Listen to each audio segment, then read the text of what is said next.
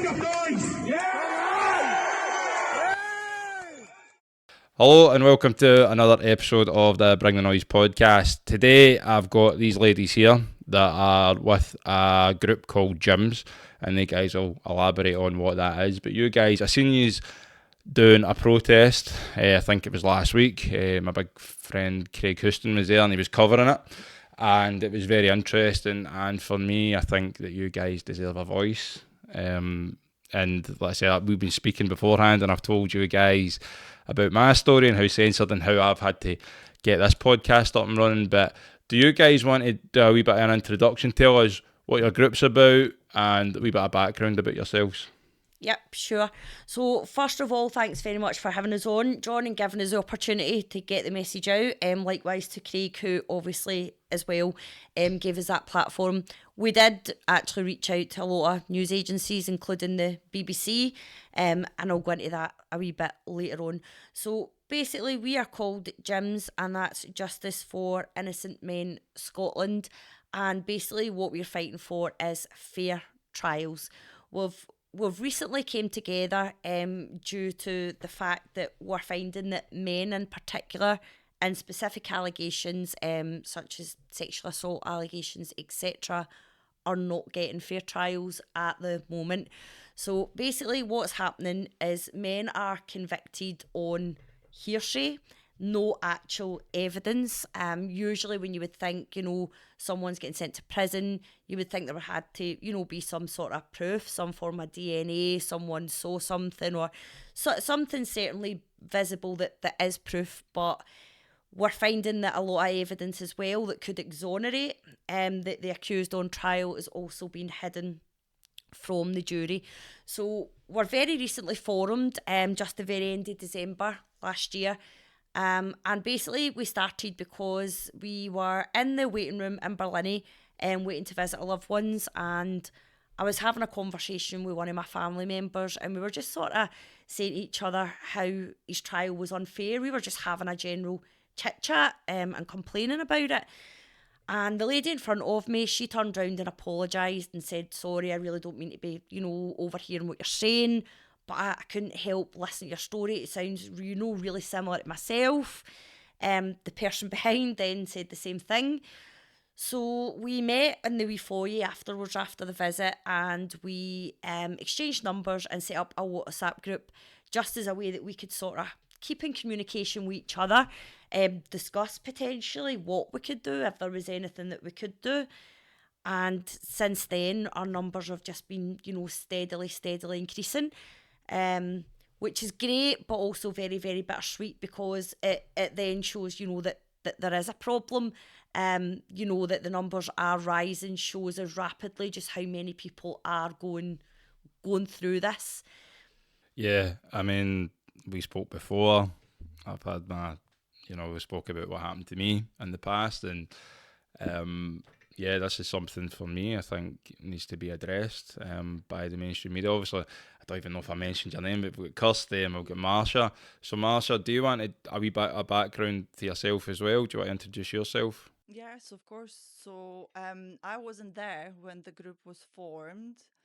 I then joined maybe a month after, when Kirsty and other ladies were already as organized as having T-shirts with the names. And my stepdaughter, when we were leaving Berlin, she saw them wearing T-shirts and just went like, oh, you need to go and speak to them. And I did. And well, here we are. I've joined the group, was maybe 30 people. Back then. Now we've got over 1,000 on Facebook followers. The WhatsApp group is about 100 people as well. I've joined like everyone else because we're personally affected. I've got my fiance in prison for something he didn't do. And that was the reason for the protest on Friday as well. And maybe one thing that needs to be mentioned, that we're not lawyers. We're just a group of mostly women who are fighting for fair trials for their loved ones, and whether that's husbands, sons, or fathers. I mean, we're going to have a double-edged sword here, and I've spoke about this, and it is scary. Because number one, you know, everybody's going to assume that these guys are guilty without actually hearing the full story. That's it, 100%.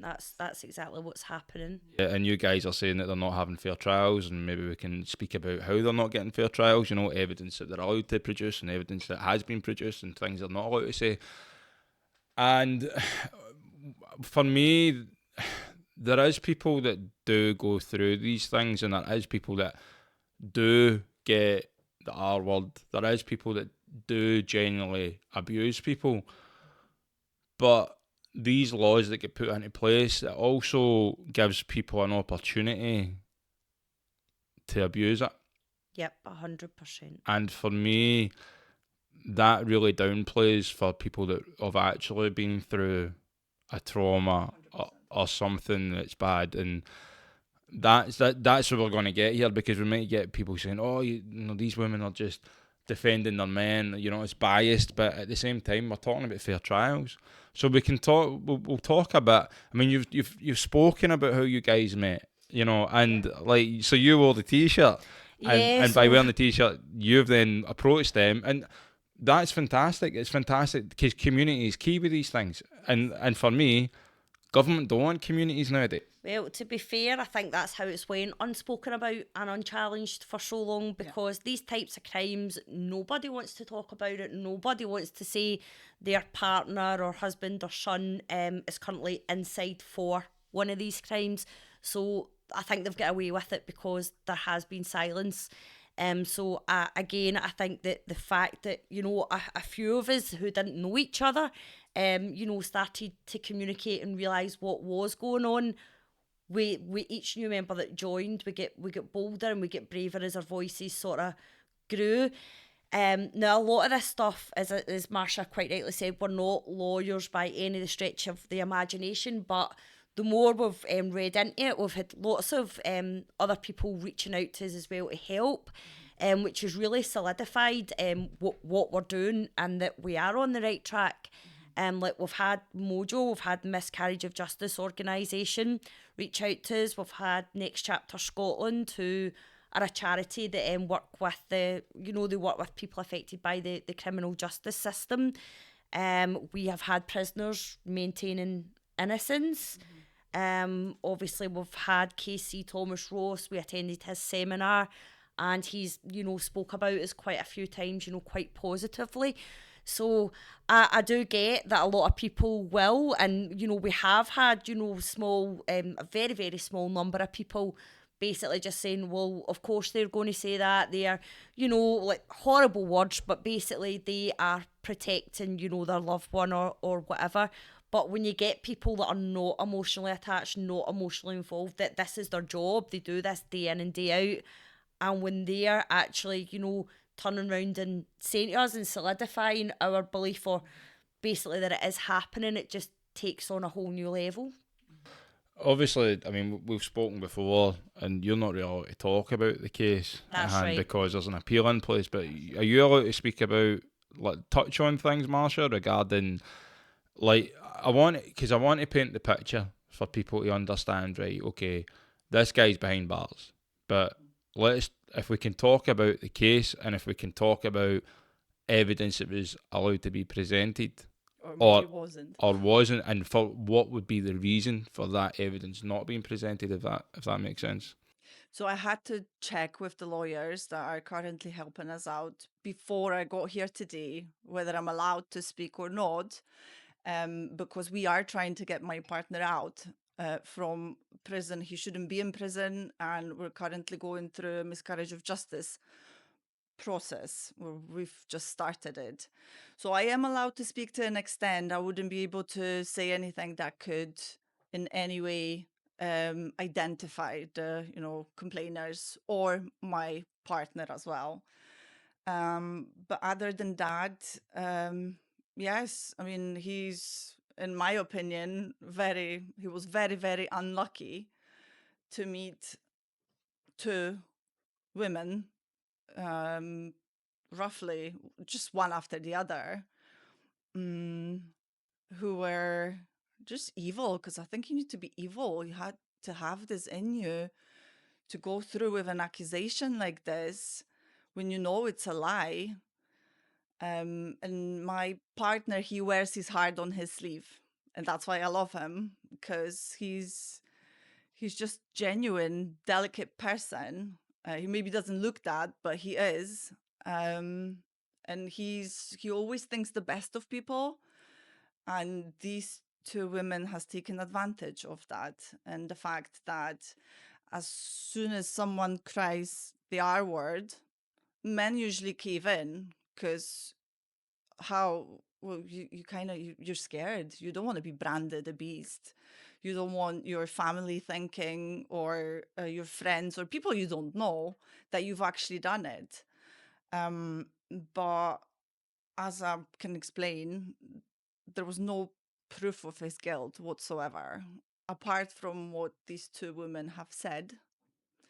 There was no evidence, nothing that could have pinpointed to a situation that, oh, this has happened, and, we've got proof for it. None of this. So the only proof were two statements from two women. Women that have colluded, lied, and just... How long have you been with your partner?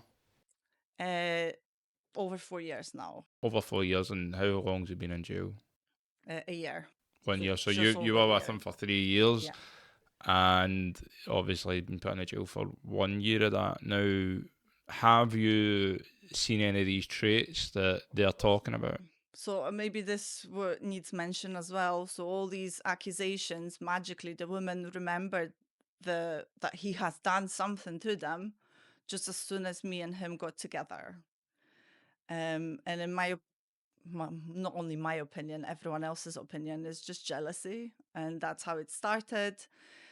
Both of the women said publicly in their either social media or usually social media, that they didn't expect this to go this far. So the two people that have accused your partner have said on social media, and there's evidence of this, that they said that the two of them said they didn't think this would go that far. Yeah, because there's no evidence. Both of them said that. I think a lot of people are under the misillusion because notoriously the conviction rates were quite low, like before everything has changed. So I think a lot of people think if they can say something, then it'll just disappear. I don't think they actually realise that by even going with these false allegations the way it is now, that they will be saw through, they will be carried through. I don't think even the complainers realise the extent of how far it will go. So they've even said this on social media, Yeah. and you've got screenshots of this or Yeah. whatever, right? Yeah. That's mental. But then also, so there was no proof in court. So what kind of evidence was presented in court? No, there was their statements. So they had 2 days in closed court. So it was just them, my partner, and the legal team. Everyone else is excluded.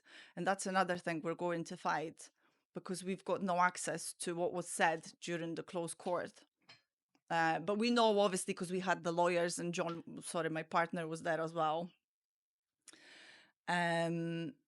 So they had 2 days of spewing lies.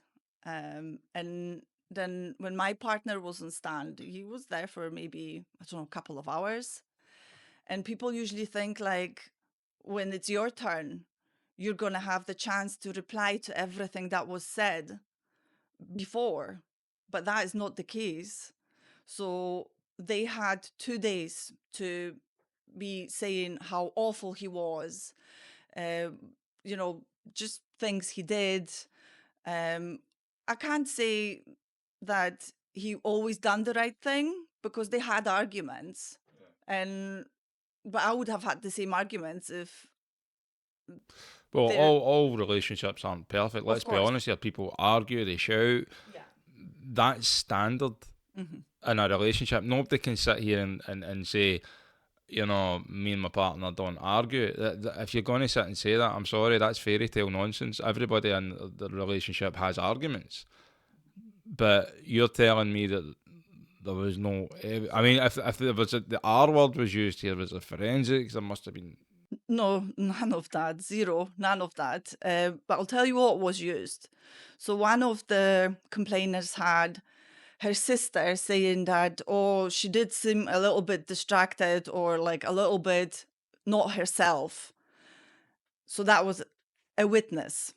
And that's what she witnessed. And then there was another person who the complainer had sexual relationships with, but that wasn't mentioned in court either. And that person then said, oh, yeah, she told me that. So it's hearsay. Yeah. And that's it. So now we've got a man in jail for potential hearsay. Yeah. The other complainer had no witnesses whatsoever. This is why we are getting so worried, because some people will argue it is evidence, but in my opinion, hearsay is not evidence. So that's where you bring in it's called the Murov Doctrine.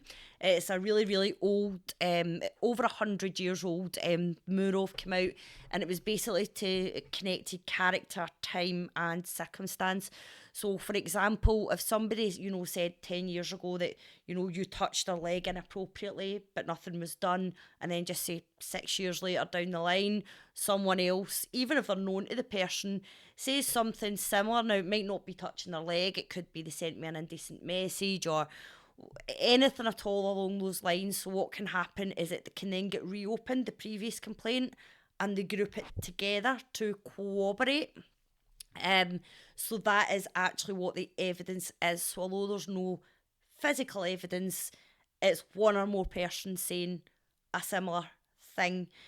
So for example, like in my partner's case, as I told you off camera, I can't go into detail, but what I can tell you is it was the R word, and I can tell you that there was forensic took the next day, and I can tell you that there was nothing there, like zero, no evidence of it at all.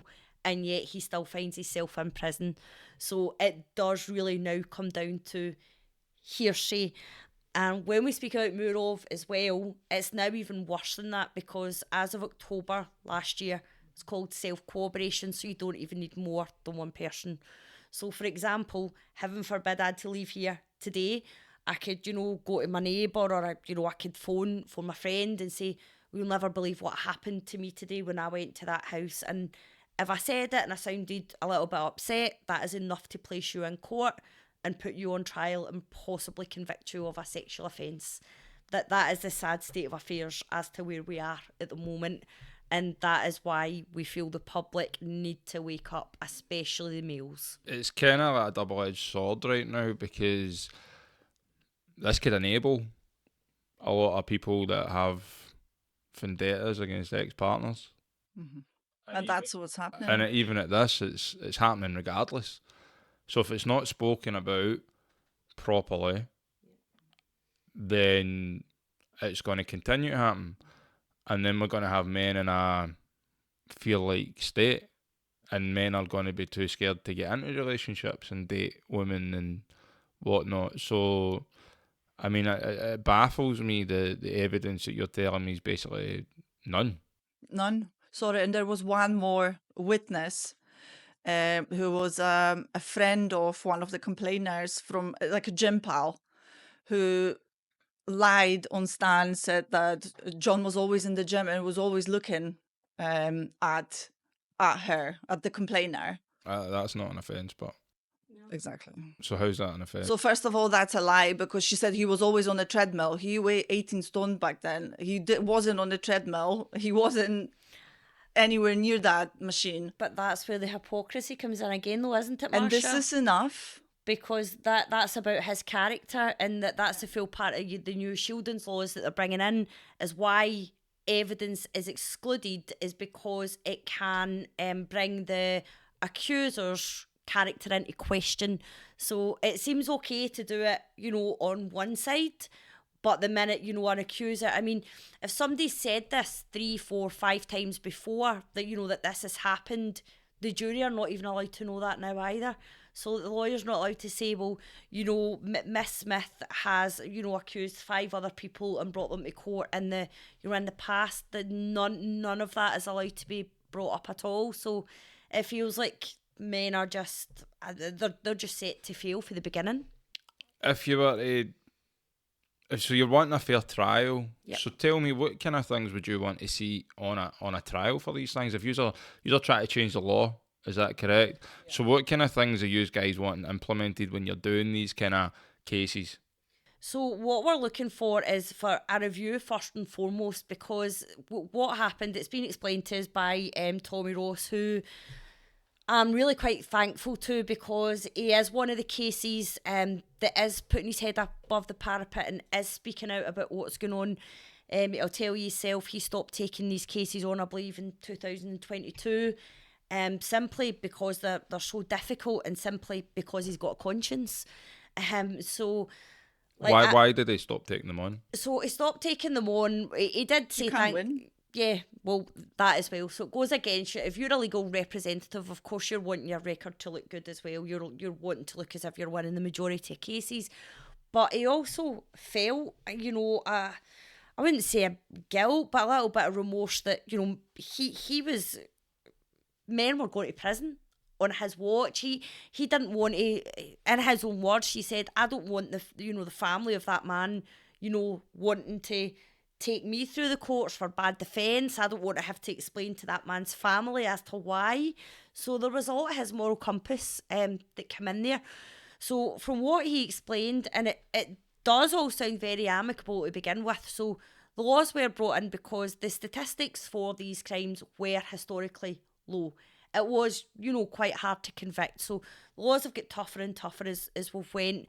When they were voted in, though, they were voted in good conscience that the Crown would not abuse these laws or abuse their powers.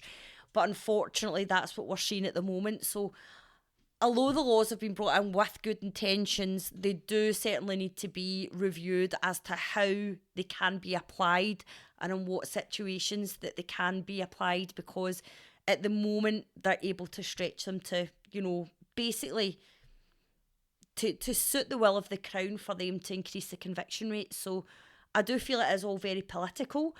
And my partner's solicitor did actually say that, after his trial, that if his trial was 10 weeks before it was, he couldn't have been convicted. It was due to that new law that was brought in. Now, bearing in mind, we waited 3 years for it to go to trial. So then you think, has that been left deliberately to get another statistic? And, if it was 10 weeks previous, it wouldn't have happened. And he did say it was the judges that voted for this new law. And he said the reason for it was to help the Crown increase conviction rates. So I think it's very clear that it is very political. Very political. And I think that it's Holyrood that basically need to be looking at this. Well, also in the big lobbies, that there's money behind rape crisis. I think that's probably the biggest lobby, that they're lobbying politicians, they're lobbying everyone to push these laws, and they're forgetting about safeguards and the fact that there will be women out there looking to take advantage of such an easy laws to take advantage from, because if there's no, at the moment, you need no proof to make an accusation, and a man's life will be ruined at that point when you do make that accusation. Yeah. So I have been with my partner throughout, since the first accusation was made. His ex-wife is my best friend at the moment. They've been together for 8 years as well. She's never, ever believed in any of this. I've spoken to numerous of his ex-partners as well, which in normal situation would have been weird if I would have his ex-girlfriends reaching out to me saying, oh, by the way, but, he's great. But that's what happened. And why, all of us, we weren't allowed to go on a stand We weren't allowed to give any evidence to his character, but these women were able, the complainers were able to assassinate his character. There was 2 complainers and 3 witnesses that didn't actually witness anything. So that's like 5 people together. We would have had 100 of people ready to go and say, he's amazing. He would have never done it. We know who you are. And yet that's not possible. So you're telling me that you're friends with his ex-wife, Yes, best friends at the moment. and she was with him for 8 years. And again, I'll ask same question: did she see any of these traits? Did she see any of these issues at all? Of course not. She's also on her face. She's gives us quite a bit of support. She's on our group. What about character witnesses? We allowed any character witnesses? No, this is the thing. So the complainers are allowed any witnesses they feel like. So witnesses to hearsay, right? The witnesses that didn't actually witness anything, like in our case. And then we would love to bring character witnesses for my partner, let's say, if we're discussing his case, but you can't do that. The only witnesses you're able to bring are witnesses that have actually witnessed something. So you can't bring hearsay witnesses like the complainers. You need to have someone who saw something being a witness. I mean, got to play devil advocate here. You know, if we're talking about the R cases, you know, the grapes, these things do happen behind closed doors. Yeah. You know, so we're not really going to have a witness. Does that make sense? Well, exactly. So it's kind of like, well, there wouldn't be any witnesses, there wouldn't be any evidence apart from what you said earlier on about taking samples and stuff. Yeah, or usually like it would maybe be if people have been in a nightclub, usually the witnesses would be, well, what were they like in the nightclub, when did they leave, or one of mine's personally, again, I can't go into details, but it was like a few of us having a drink in a house, so there was people within the vicinity present, do you know what I mean? So it really just does depend on where it's happened. So I mean, it also depends if it's a singular event or if it's like in case of my partner throughout the relationship. But then again, throughout the relationship, if there was numerous times things have happened, you would have had at least maybe one text message saying, why did you do it? Or the other question as well is with these previous partners, was there any police phone calls out? Was there any, like, did they go through, you know what I mean, like, was there constant police involved with these ex-relationships or anything like that? No, there was no police involvement whatsoever. So you would think that the courts would go through and say, hold on, there's a phone call here by the police, here's a date for the police. Well, I'll tell you something about the police. So with the second complainer, my partner has actually, he went to police 7 times to complain about her. She was harassing him, appearing at his house unannounced, stalking him through all sorts of different social media, even through eBay. When he had her blocked everywhere, she would be pretending to be a buyer, sending him messages through eBay. She would have create fake profiles of his family members to contact him. So he went to police 7 times. None of this was mentioned in court. This sounds very similar to a story that I know, by the way. And you would think it's relevant, right? That you probably should have been mentioned in court. If you've got a partner, right, and I'll ask this question to you, and why would the person want to pursue someone that's done vile things to them? Well, that's it, exactly. That's another question. Exactly. So the question is, right, we didn't finish the other part, we say what we want to see in place, we'll get into that, but one of the questions is that obviously you guys are getting more and more people now joining this group. Yep. Now, how many of these complainers do these things happen after the relationship? Not during the relationship, but after the relationship. Like I said, I've got my own personal story regarding this. This is why it's quite close to me, and I've never shied away from it, and I just can't be bothered getting into it, because in the past, and people can say what they want about me, because I've showed you guys the paperwork. Yep, absolutely. And what does my paperwork say? Exactly what I say. I know. But the papers can run with anything. No, they can. They definitely can. They only like to push their own narrative, as we know. And as soon as you've got that, it's mud stuck to you, and that's the thing. But again, how many people are you seeing that these things happen after the relationship?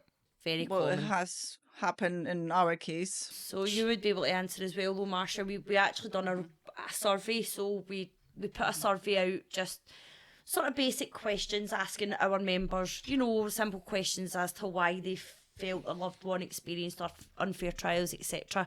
And so it is quite a common denominator, isn't it, that a lot of this does happen over breakups or childcare access. Childcare, that's a big one. Yeah, that is a really I'll go into the child courts as well, but. So yeah, but that's probably the most common reason that we're finding as to why people think that this would happen. Compensation. Well, compensation is a big one as well. But the other thing is, with these court cases, were these on a jury? Yeah. They were on a jury.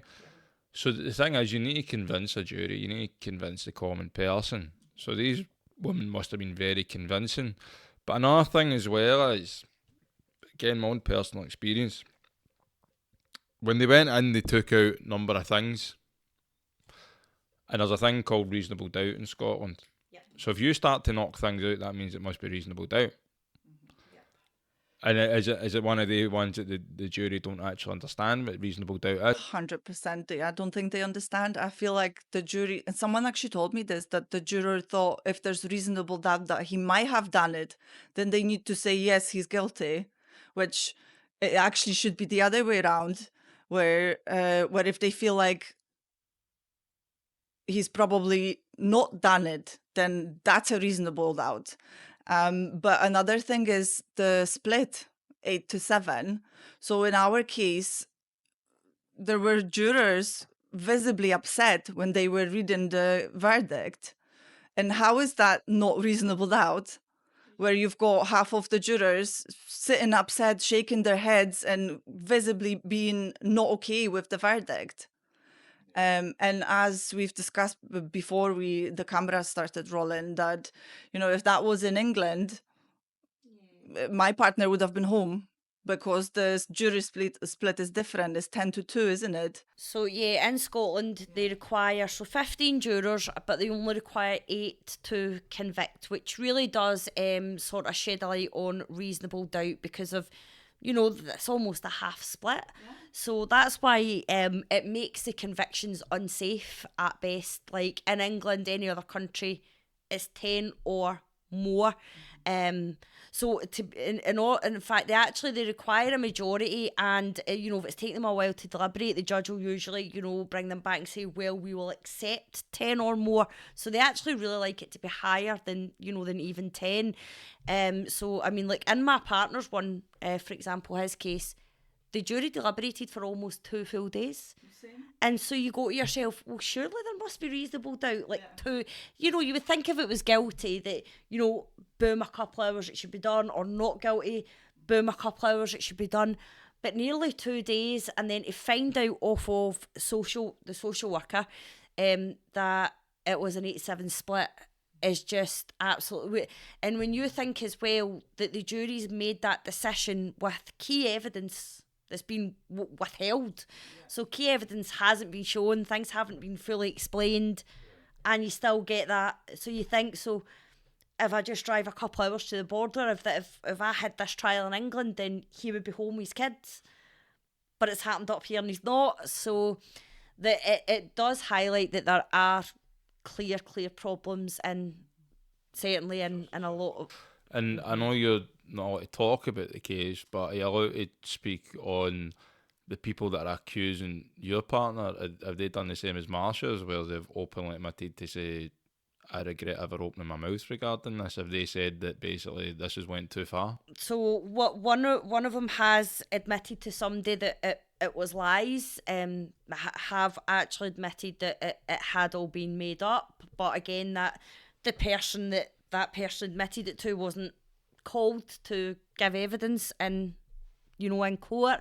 The other thing that wasn't explored fully was that they were all known to each other as well, very closely known, and so there's a lot, but as I say, I couldn't go into more because it could then obviously identify the case, which would then... No. Can I just explain one thing? Because in our case, they did not say that they regretted it went this far. They were surprised.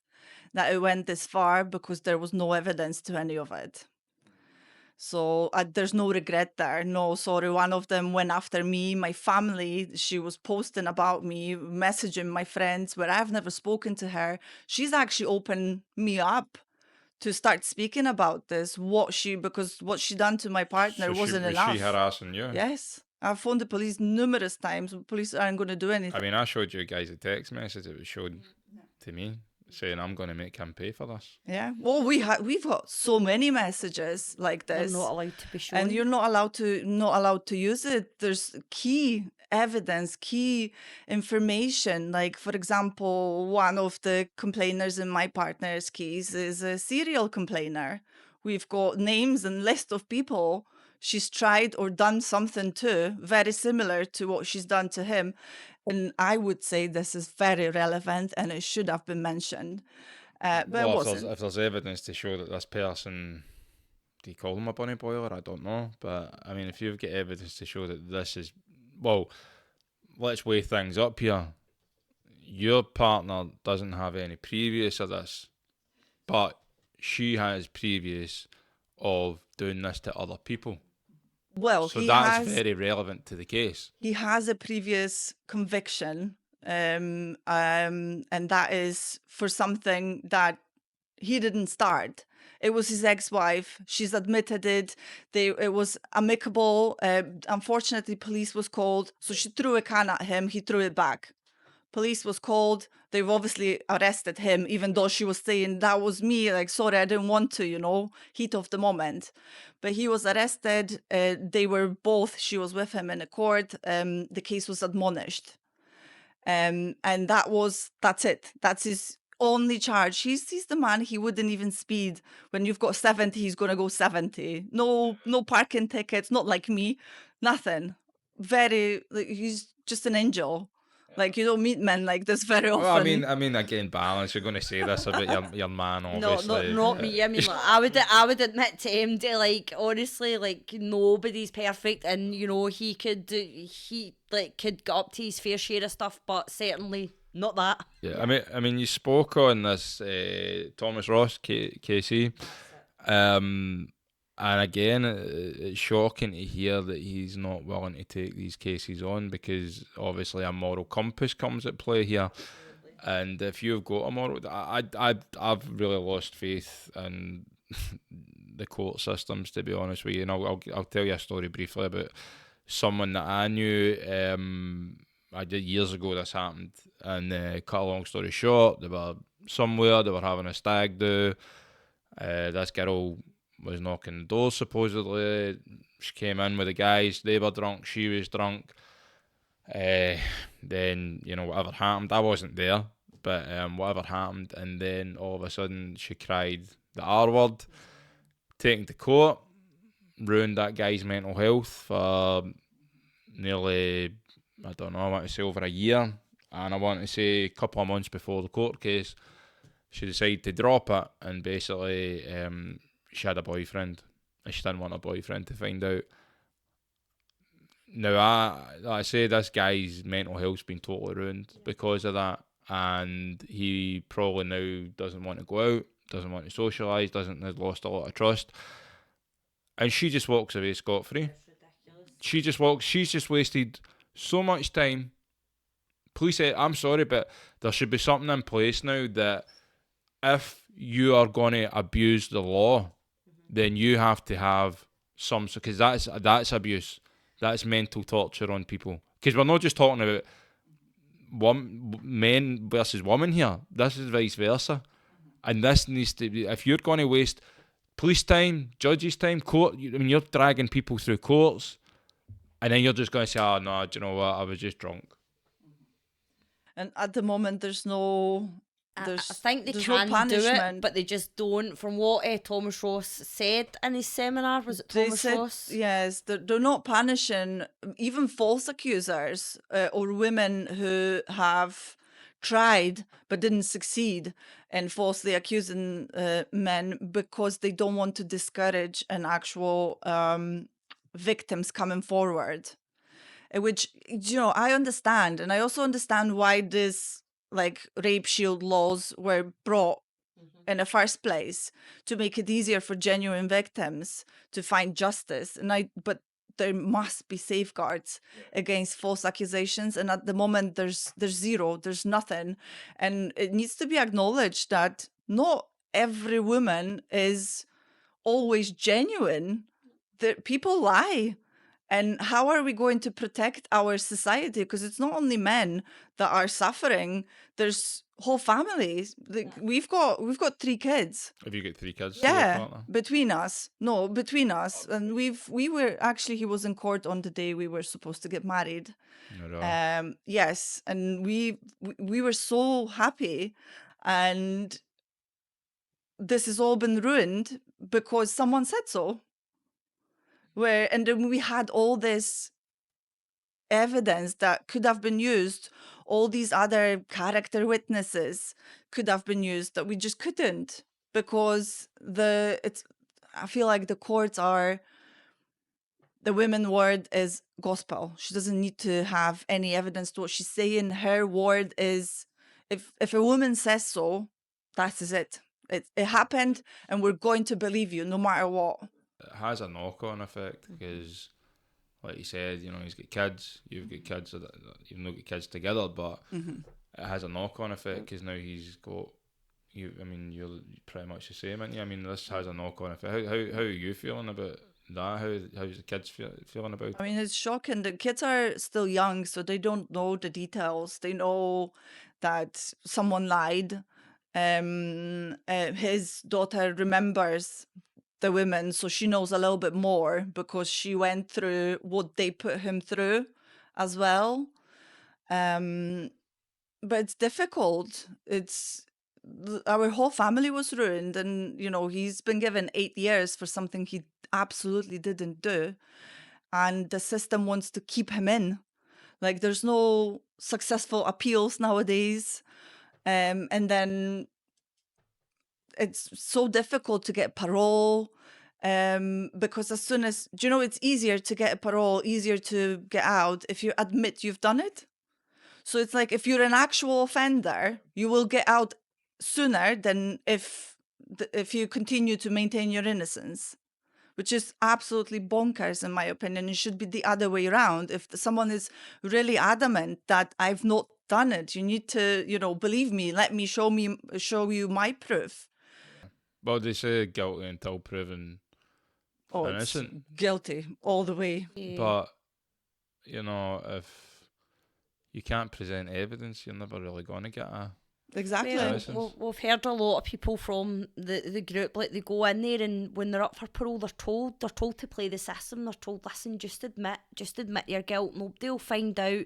Just play the system. This will be shorter. You'll get X, Y, and Z. And the ones who are sticking to it and not, because listen, if you've not done, if you're innocent, this is the last crime you're going to want to plead guilty to. It is such a heinous crime that if you haven't done it, there's no way you're just going to.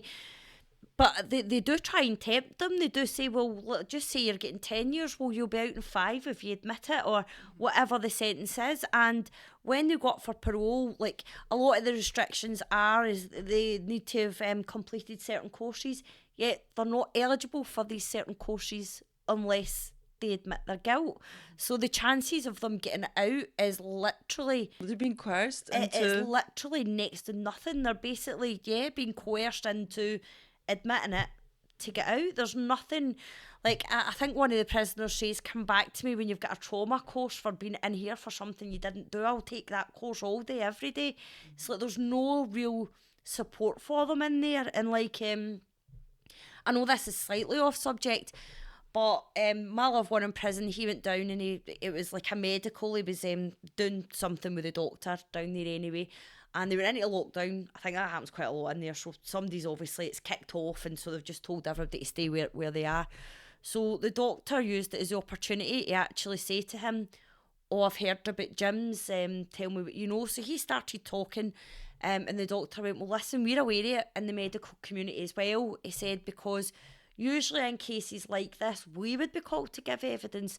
We would be called to, explain what DNA is, if something happened, how it would all work, and or if we done the examinations on the male or on the female, we would be called to give our sort of verdict to the jury.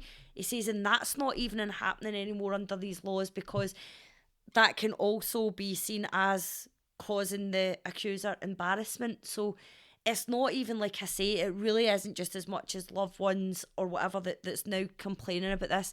It's seen across the medical community. The police community certainly know of it. Now you're getting, there's more cases that have, reached out to us and are egging us on from the sidelines. I certainly won't mention their names because they've not publicly came out themselves. I mentioned Tommy Ross because he has very publicly came out. You do seem to find that. I mean, my cause is regarding the COVID jags, as we've spoken about. But you speak to people in the medical industry, they work for the NHS, and they agree with everything I'm saying, but it seems that everybody's too scared to speak now. That's it. Courage is contagious. Yeah. We all need to start speaking out we want a better world here. 100%. And if we don't speak out and more people don't start speaking out, then we're going into a world of, dictatorship, like I said, and the courts don't seem to, doesn't really sound like they are on people's side at this point. But I mean, it's just shocking that evidence is key. Exactly, but you would have think that in any other case, oh my God, I'm sorry, in any other case, let's say a murder or a robbery, all evidence would have been used. They would cross-check your timeline. They would ask for, I don't know, DNA, all of this. And SO cases, these are the only cases that I know most of it happens behind the closed door. But other than that, there should be something, especially in like case like my partner's, where he was in a relationship for 2 years. How could there be not a single text message saying, "Why did you argue me?" Yeah, How? Is it mainly our cases he's getting, or he's getting a hell of a lot of different cases now? I take it that's why the sentence is so much, because it is an R case. They're mainly R and sexual assaults, but we are starting to see domestic violence DV cases creeping in quite a lot, because as far as I'm aware, Murov can now be applied to domestic violence as well. Am I right? So, like, if somebody was in a relationship with somebody and they said this happened, and then 7 years later, then he's in a relationship with somebody else, and then they go to the police, they can then bring back that old one, and because it's like time, character, circumstance. So, yeah, but it's clear to me, it seems like it's an anti-men agenda. If I'm being honest. Yeah, I was going to get into that. I mean, it's very scary, because, again, this could enable people to use this to the advantage to go, you know what, fuck him. I'm just going to use this law against him. And it's scary, and they get paid for doing it now as well. When you come forward with an allegation, the complainers, they receive compensation for that, regardless of whether it goes to court or they get a conviction. So it's not only getting one up on someone they don't like or want to get back at, they can also, I'm not saying, I know that genuine victims do absolutely deserve compensation, so please don't take it that I mean it that way.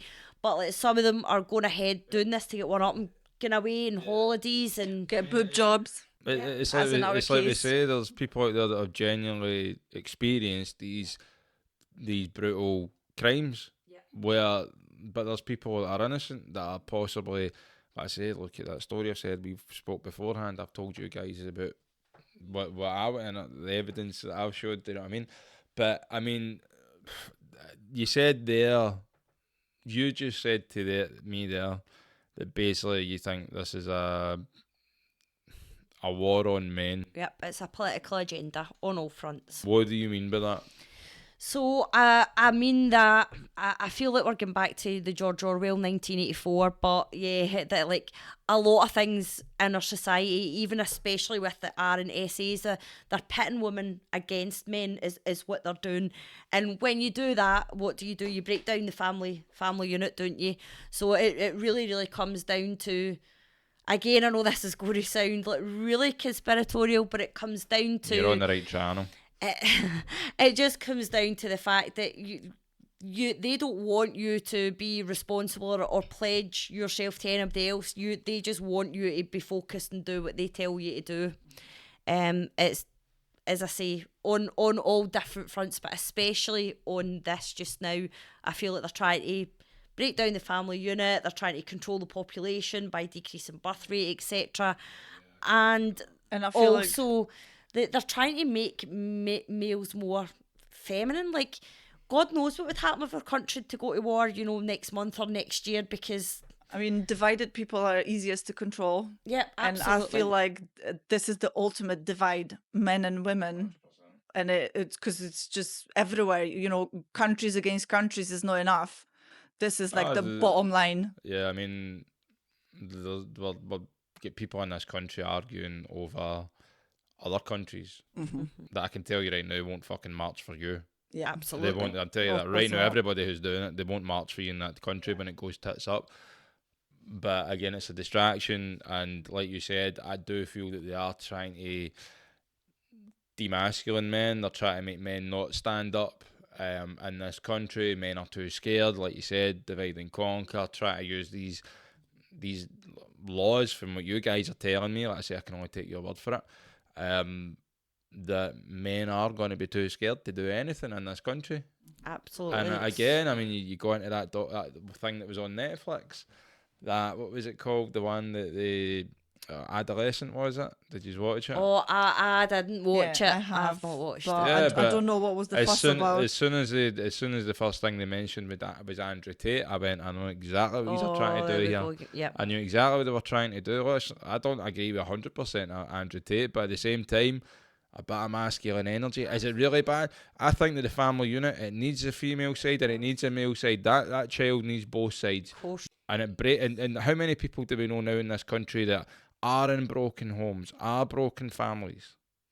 Well, I think Andrew Tate he's really intelligent and really knowledgeable. And I don't agree with all his stuff. Like, but no, not all his stuff, but a lot of what he says does make sense. And again, to go down another route, like when you look at politics in America, what are they saying is the biggest, cause of people ending up in prison? And they're saying, especially within the African American community, and a lot of that supposedly comes down to broken homes, fathers leaving, etc.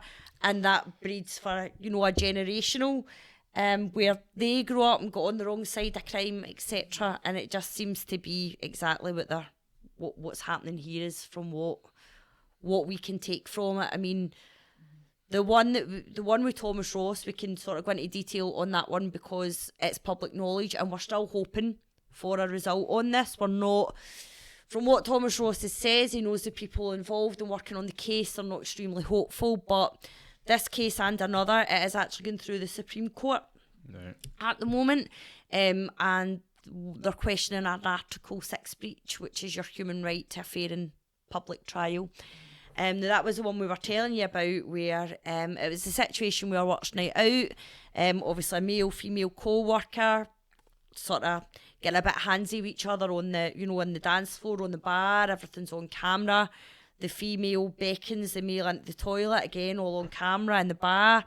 And then they leave and they go back to his place to, in his words, carry on what they had started doing in the toilet. So come the next morning, the female co-worker goes to the police and says, I definitely wouldn't have consented to that. I don't like him in that way. We're not like that.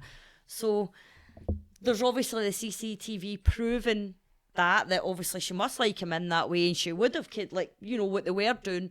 So anyway, it was then broke into 2 charges. The first part was dropped altogether, and he was found guilty of the second part, which continued at his home that evening. However, that CCTV evidence of what they were doing just minutes prior to when they went home, the jury were not allowed to see any of that at all. And now that guy's facing he is doing a custodial sentence, and that's now going through the Supreme Court. In Scotland? Yeah. Is this someone that you know that's in your group? No, we don't know these. These were ones when we started to obviously investigate this, and we bought tickets to go and see Tommy Ross's seminar, which is more aimed at people from a legal perspective, so like lawyers and different things. Regardless, we went and we wanted to learn a wee bit, etc. And he can publicly speak about these cases because the information is public record. Yeah, that case was already ongoing. It has been ongoing since, over a year, I think. But I think what's worth mentioning is the second part of what went back to Supreme Court, because there was two cases. One case that Kirsty just explained, and the other case where Scottish courts decided it's not relevant that the complainer accused the man of the R word, and she said she got pregnant after he R worded her. But the reality is, like, there was no pregnancy. And then the Scottish courts decided it's not relevant to say that she faked the pregnancy. So it had to go back to a Supreme Court in England where they've decided, well, no, it actually is relevant. And now it went back to courts in here, and the guy's going to have his appeal trial soon, hopefully.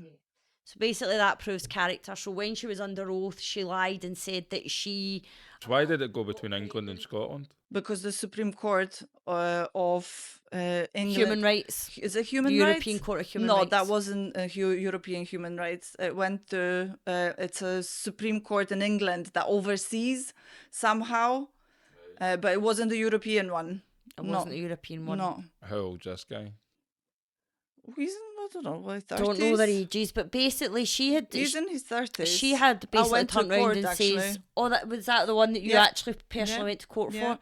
So to the appeal court to witness what's the verdict and whether the Scottish court will agree with what the Supreme Court in England has said.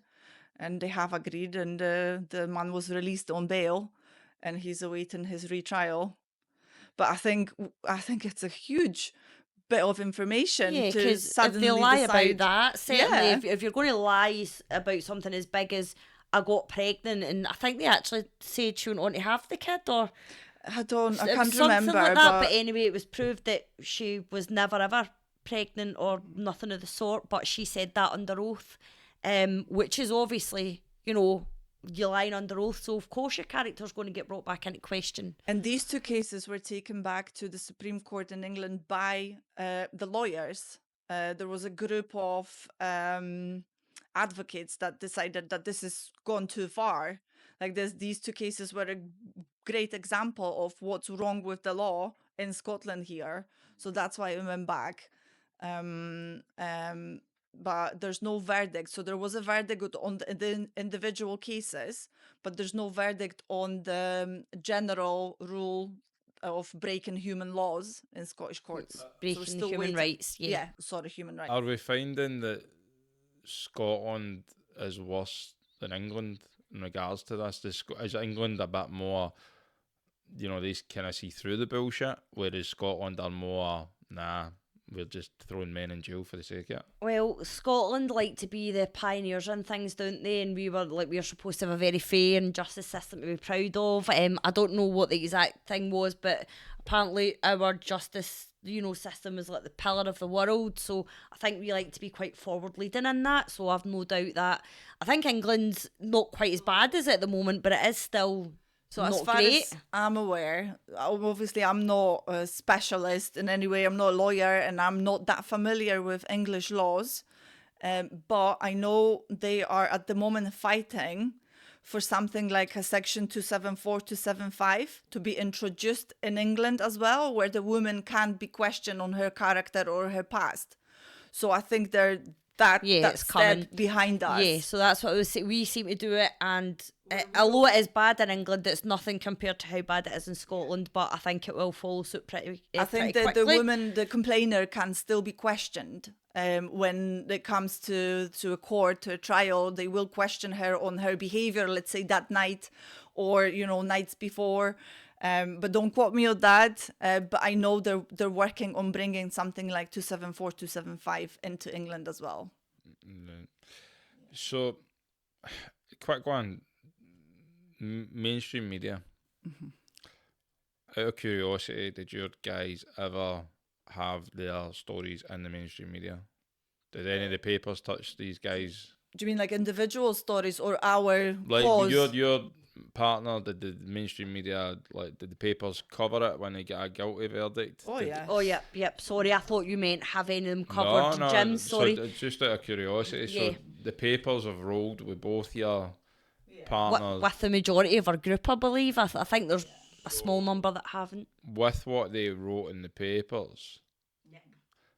Did they put in the papers that evidence wasn't presented? Of course not. How does it make you feel towards the mainstream media, and what kind of things did they write? I mean, obviously we can't go into everything, but At this point, I no longer care, because mainstream media are not on our side and they're not presenting truth as it is. The articles about my partner was just normal, like a rage baits, where you put a name of someone, put a nice photo of someone, and then you brand them, this horrible person. But what I liked about the fact that his case was in papers, like a lot of them, at the end of most articles that I've read, they quoted him from the court saying, "This is not me. They're making me look like someone who isn't me." And I quite like that bit, because he stood his ground. He never admitted to anything. He hasn't done it. And he continues to maintain his innocence. And we've not had any backlash from it, because everyone who knows him, and he's a very likable person, they know that he would never, ever do it. If you fall, he'll be the first one to help you. He's just the way he is. He's a genuine, nice guy. And unfortunately, he's been taken advantage of.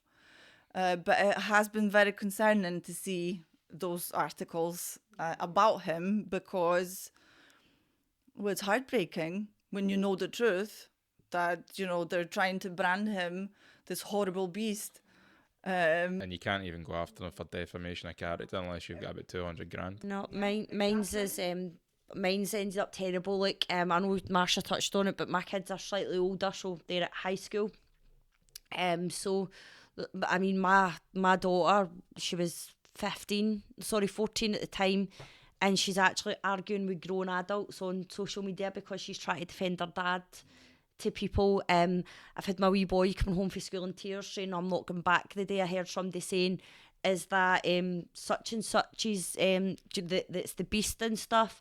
And then, when I was encouraging my son to go to school, letting him know he'd enough time off, and then getting phone calls to the school weeks later that he's not been going, so he's literally just been playing truant without me even knowing. Like, him and his dad were best buddies, and when I say best buddies, I mean absolute best buddies. So, I mean, that's what that's what my boy says. He feels like he's lost his best friend and stuff, and that's why I'm so unhappy about the mainstream media, and that's why the word needs to come out, because I'm not saying everybody that's convicted guilty is innocent.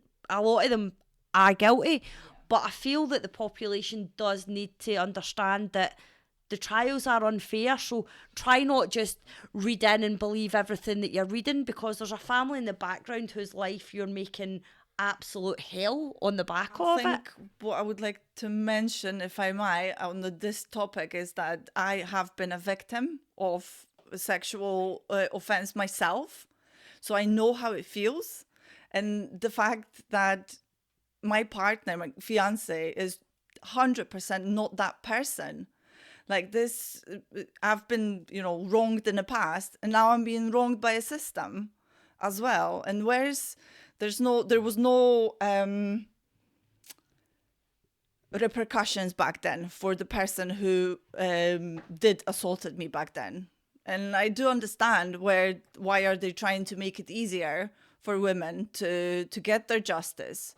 But this has gone too far. So now I'm like in the middle, and I'm never going to not protect him, my current partner, because I know he's innocent and he's 100% not that person. It's kind of, you must feel unfairly treated on both ends, because you've actually been sexually assaulted, didn't fall with that, and now you've got a partner who, according to you, is innocent of these things. And how, out of curiosity, how are they holding up in the jail?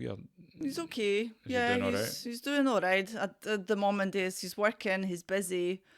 But obviously he's in prison for something he didn't do. Like, his mental health at the beginning was awful. It was horrible, and no wonder. I mean, I would be the same. And do you know, I think my regret at the beginning, when we were still going through before the court case and everything, was the fact that we didn't speak about this. Between us, we have, but not publicly, because it's such a, like, he was ashamed. And I think most men are, and then you want to keep it quiet. And I feel like we should have, because since I started speaking, I feel empowered.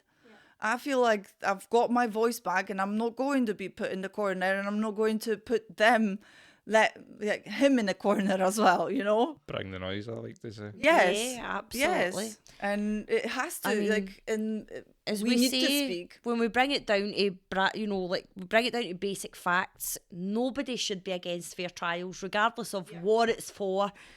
Everybody deserves a fair trial, and that's just, do you know what I mean? Nobody can go against that. And when you're having like Casey Thomas Ross, and as I say, I know I keep mentioning his name, it's only because he's publicly come out and said it, which is why I can mention his name.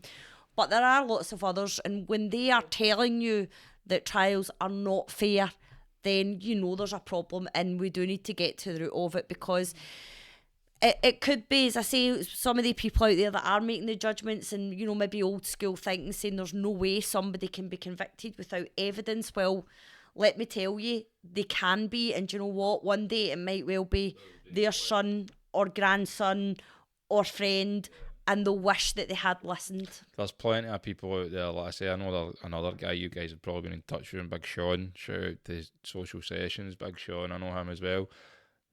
I mean, his case in that as well. So there is people that go down for stuff that they didn't do. You know, so not. And the thing is, I'll put this out there, if you're fucking trusting the mainstream media in 2025, I'm sorry, you're failing the IQ test. Yeah, 100%. These guys are the scum of the scum. I'll say it right now, and I don't care. Well, look, they turned up at our protest, didn't they? Turned up, their big cameras and everything, and there was not even a single second of it broadcast. And we all know why. One, it goes against the narrative, but two, they probably turned up thinking there was going to be some sort of trouble or some sort of violence, or you know, people like, shouting stuff at us. There'll be 5 of us only. Yeah, but there was like hundreds of people. I don't think they realised that a lot of this group, or a lot of people at that protest, you know, were actually lawyers, academics from charities, have jobs. Like, I think a lot of people, you know, they form judgments and call people beast protectors or whatever it is, and form a certain opinion of what we must look like in their mind. And our protest shown that it was very far from that. It was all very peaceful, well organised. In fact, everybody really enjoyed meeting up and being able to speak to people in similar situations. There was no badness. Sense of community for all of us. Oh, like I said, and when I get injured from the Jag, there was nothing more, you know, it was, you know, no doctors could help us, but when you started to speak to people that understood what you were going through, there's nothing better than, because nobody else will understand it. And regarding your partner, how's he holding up in the jail?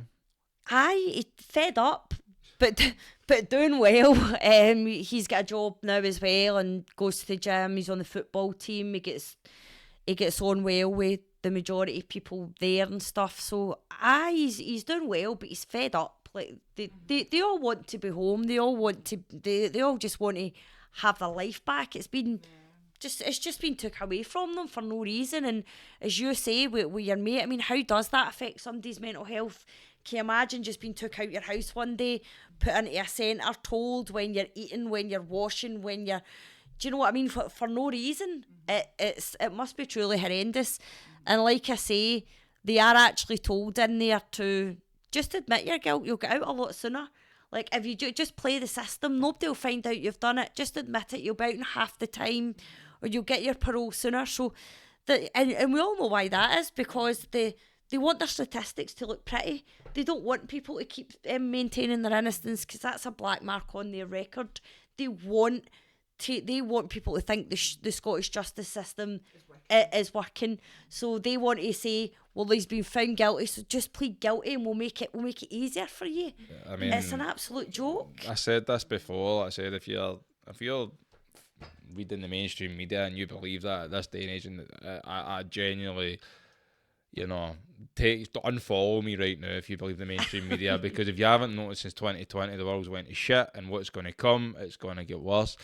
But I mean, yeah, people need to realise that they're being lied to, and I think everything is collectively linked 100%. Linked 100%, and for me, it's a scary world we're getting into, and men will be scared, and they want men to fight for this country. Why would we want to fight for a corrupt government? I know. And the thing is, everybody just focuses on our Scottish government are not any better at this point in time. No.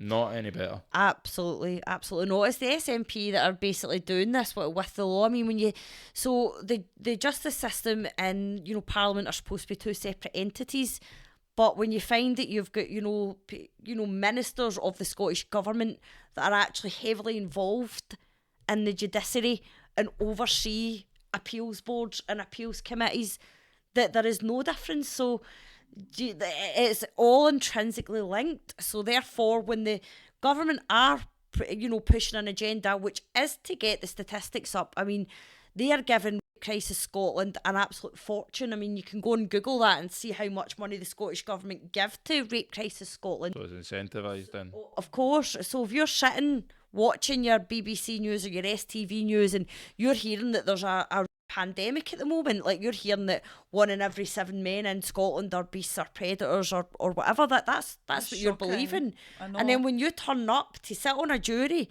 and you're having to make a decision with all that in your head. It's crazy the world we live in, isn't it? Because if it wasn't for people having alternative platforms like this, like, Big Craig and other people, 100%.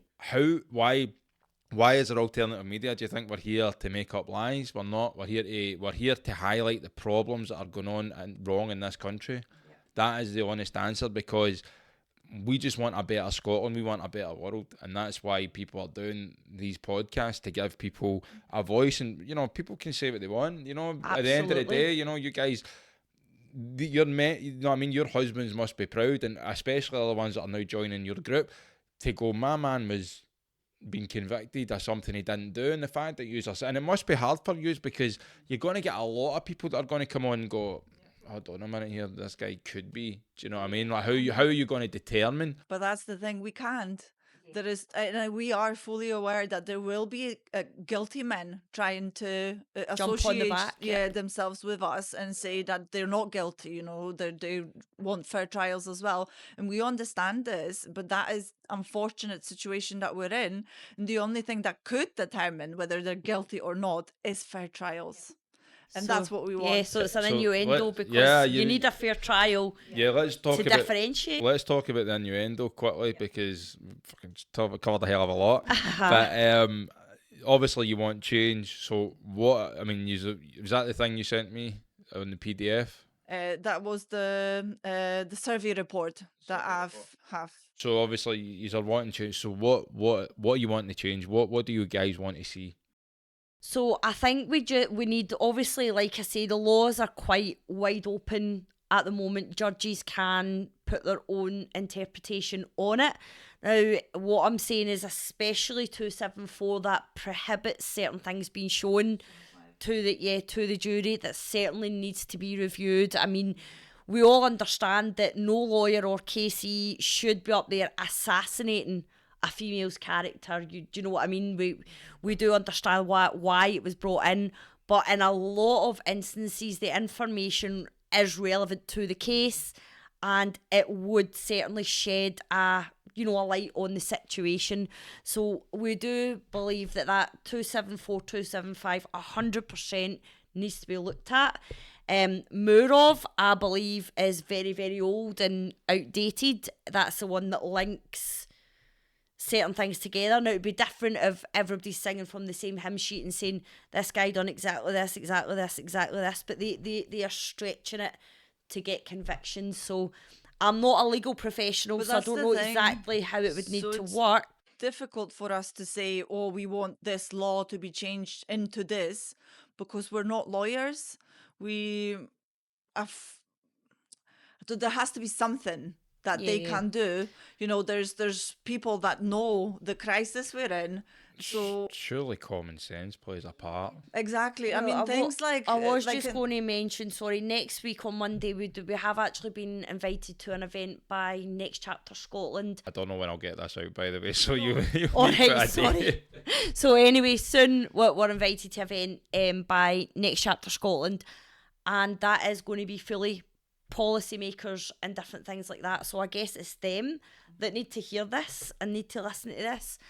And I think what we've also spoke about is we've done a survey about our families. We are looking to now send surveys to cases and solicitors and get their opinions on the current state of this law, and what they think needs to be done. I think it's beyond that. I think cases, solicitors, they all know where we are. So we need, at the moment, what we need is politicians that can lobby, as they lobby for rape crisis, they can lobby for us. And I think this is should be our main goal at the moment, because we've got loads of lawyers supporting our case. These are cases and lawyers, advocates, loads. We're only mentioning Tommy Ross because he's the only one, as you said, that went actually public with it. Because for others, they're going against their own profession, their own, you know. I say the exact same with the NHS regarding the harms of the JAG. They work within a parameter. They can't think outside the box, or else they're booted. Yeah.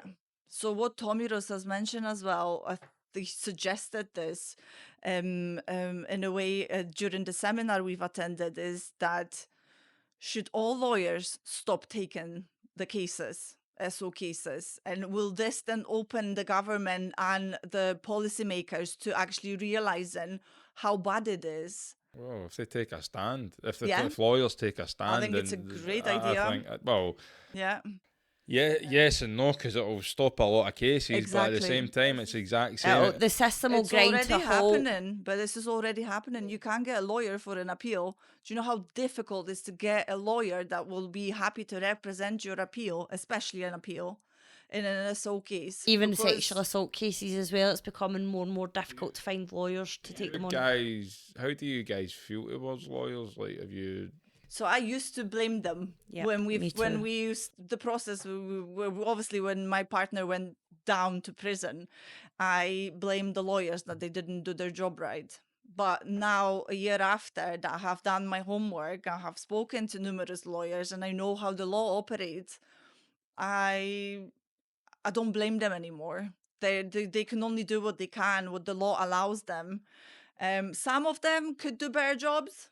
Yes, some of them could be more empathetic into the situation or that men and families are going through, or maybe more honest to start with. Yeah, I think a lot of them have just probably desensitized themselves. Because let's be honest, like, how many cases have they got, and they've got to get this case, and like I say, whenever I've seen court, it's just like, right, we've done this, off you go, and that's it's kind how of like it is. it's kind of like we don't want to, you know, and. We just need people with a moral compass, guys. We do. As I say, a lot of us thought lawyers to begin with, and everybody was complaining about their lawyers. But when you look at it, we've got over 100 people on the group. There can't just be 100 rubbish, terrible lawyers.